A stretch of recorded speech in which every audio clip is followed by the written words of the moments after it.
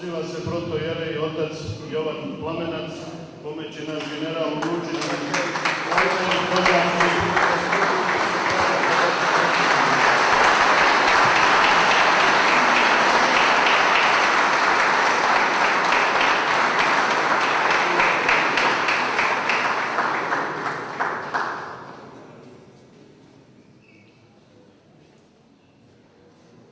Gospodine generale Viktore Vladimiroviću Zaplatine, učinili ste mi veliku počast.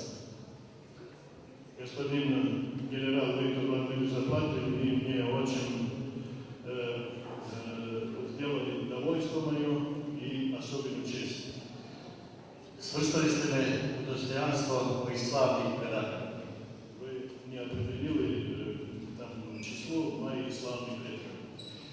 Ja ću da vas zamolim da znak moje zahvalnosti Прошу вас, чтобы вы, как знак моей благодарности вам, primite od mene dar, чтобы я вам подарил ikonu svetoga Jovana Vladimira, икону святого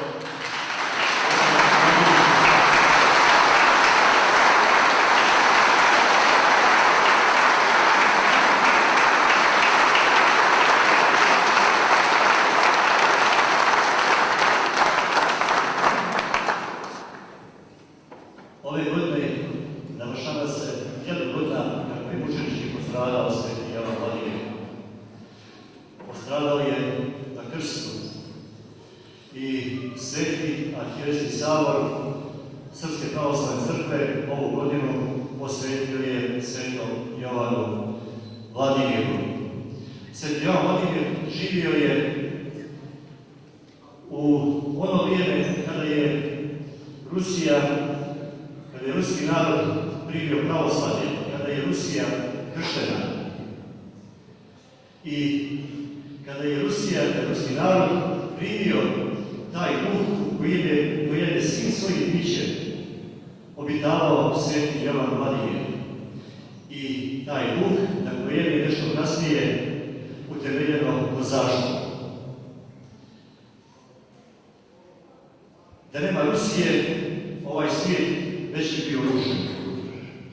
A Rusije ne bi bilo da nije bilo kozaga. Kozaci su očuvali Rusiju u više delovnih momenata, ne samo u smutno vrijeme. To su radili ne samo svojom zativljujućem ratničkom vještinom i hrabrošću, nego prvenstveno svojim slobodarskim duhom i svojom predanošću pravoslavlju. Njihove ratničke pobjede protiv daleko brojnijih neprijatelja, poput one u Azovu 1641. godine, racionalni ljudski ne može da razumije. A oni su ih izvojevali sa ikonom Presvete Bogorodice, svetog Jovana Krstitelja, svetog Nikolaja Čudotvorca pred sobom. Kozački duh sudbinski je potreban crnogorskom narodu upravo sada, kada se vodi odsutna bitka za njegov opstanak. Ta bitka ne vodi se oružjem. Crnogorski narod, čiji su obraz, moral, osjećaj slobode, rastoženi komunističkom ideološkom defistizacijom, našao se na putu globalističkog postojačkog interesa Zapada.